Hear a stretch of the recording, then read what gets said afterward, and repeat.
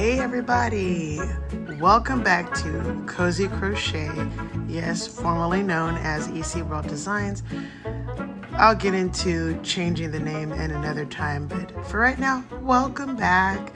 I know it's been quite a while. I've been resting and planning on how I can make great instructional videos to teach you how to crochet. I'll be doing a series called Back to the Basics, where I show you how to make a slip knot, teach you how to do single crochet, double crochet, half double crochet, and the magic circle. These are the different swatches. You will be making all of these if you want to. The first of which is single crochet. Okay, actually both of these are single crochet, but done in two different styles. And because they're swatches, they're not going to be perfect on the side. You know, this is how I used to crochet, and this is how I crochet now, okay?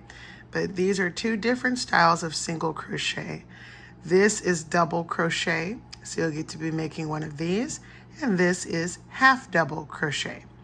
I haven't made a swatch for the magic circle because I want to do it as I'm teaching the video. So without further ado, make sure you get your hook, get yourself a good pair of scissors, and meet me at the next video or the next section where I teach you the basics of crochet.